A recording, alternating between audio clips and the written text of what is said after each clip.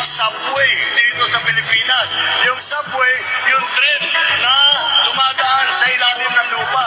Yung nakikita po natin, dati nakikita lang natin sa sine yan. Meron na po tayo dito sa Pilipinas. Yan.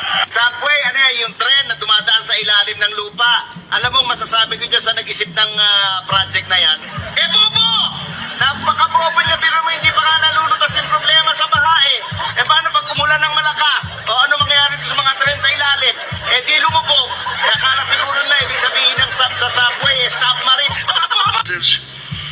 The honorable members of the cabinet. Teka, may laman pa ba yung kabinete ko? Who am I addressing now?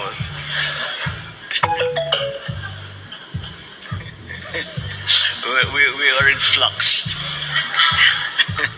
Oh, kumusta? Ba't nandiyan ka pa? Akala ko, nag-resign ka na. If you're looking for a sign to resign, ako na yun. I'm calling on President BBM and the Philippine National Police to strengthen the peace and order program in our district, and to continue our fight against illegal drugs, especially now.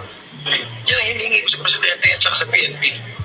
Hindi tayo pwede magmalawag, hindi natin pwede pabayaan, hindi natin pwede sabihin basta-basta. We will continue, we will strengthen it, and we will really fight. Impeachable offense no ilahang gibuhat kay PRD.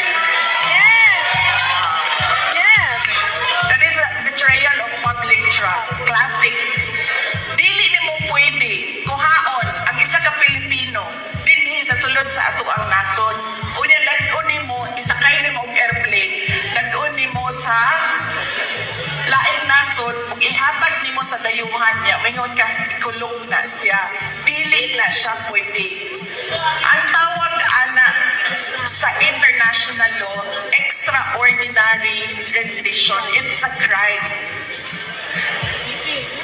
Dili na siya pwede. Kaya dapat ang impeach. Sayahan ibuhat kay President Duterte. Sa mga mahal kong kongresista, may suggestion po ako. Ito suggestion lang naman, Huwag niyong masamain. Kesa inaatupag ninyong palitan ang pinili ng taong bayan, binoto at minahal. Bakit di nyo nalang palitan ang tao, kayo naman lang ang pumili? Ayaw paawat ng iba sa kaka-flex. Ano kaya kung yung speaker nyo na lang ang paltan nyo? Kaya nyo yan. At dahil dito, bumuboto ako ng malakas na oo. Maraming salamat po. Ang tanong tuloy ng marami, realistic ba yan? Paano kung ang impeachment ay laban sa mataas na opisyal na kayang-kayang magtago ng ebidensya o manakot ng mga potential witness? Bakit humaba yata ang checklist ng proteksyon para lang sa impeachable officials? Samantalang ang taong bayan na nagtatanong, na naniningil ng pananagutan, sila pa ang pinahirapan. Sila pa ang nadagdagan ang requirements. Kung ang usapan naman ay due process, hindi ba't ang mismong impeachment trial na nga ang mismong venue para doon? Maririnig ang dalawang panig. May ebidensya, may magdedepensa. That is due process. So what are we afraid of? Sinabi po ba ng Supreme Court na wag na kayong mag-impeach? Hindi po. Binigyan po tayo ng guidelines. Alam po ba ninyo kung bakit binigyan na ng guidelines ng Supreme Court kung paano mag-impeach? Kasi po, Mr. President, if you recall, the Supreme Court issued a notice on July 8, 2025, requiring at least 11 information from the House of Representatives and the Senate. The Senate made a manifestation na wala po kaming maibibigay sapagat lahat po niyan ay makukuha ninyo sa House of Representatives. Alam po ba ninyo na apat sa hinihingi ng Supreme Court ay nandun po sa puso ng due process?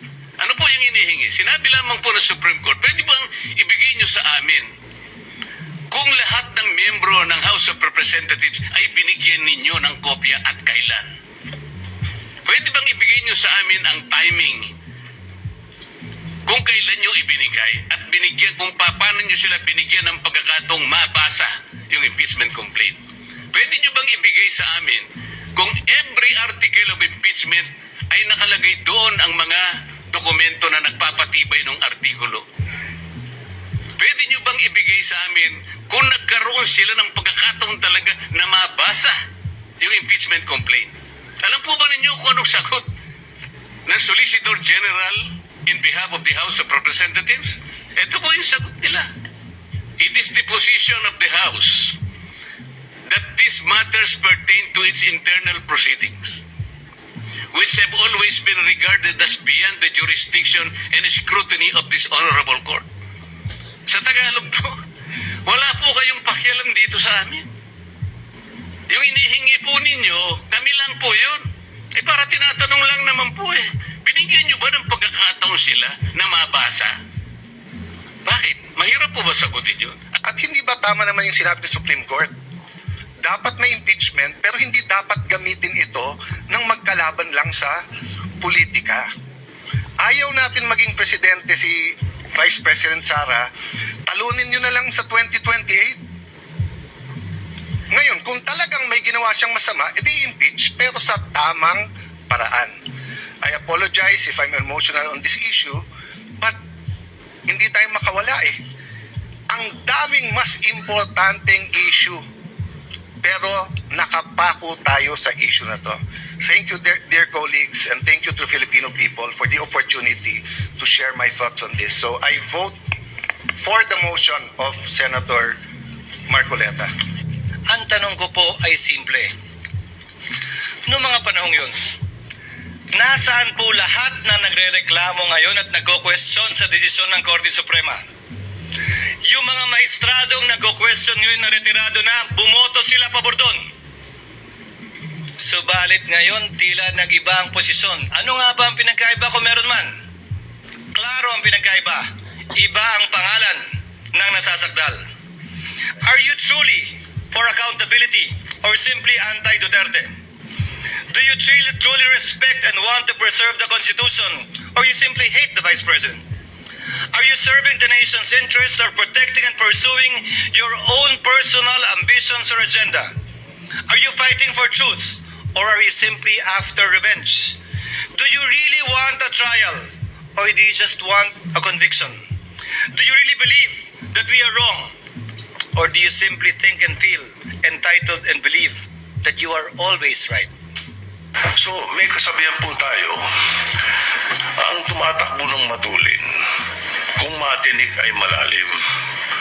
Kaya dapat siguro pag-isipan muna natin kung tama ba na bago magdesisyon ang Supreme Court, basta ipasura na natin ang kaso na ito. Unang-una po, Mr. President, gusto kong malaman, yung po bang mga kasong sinabi nyo, unanimous decisions po ba lahat? I am not sure about that.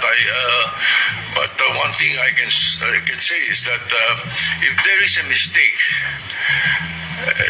unanimous decision could become a unanimous mistake.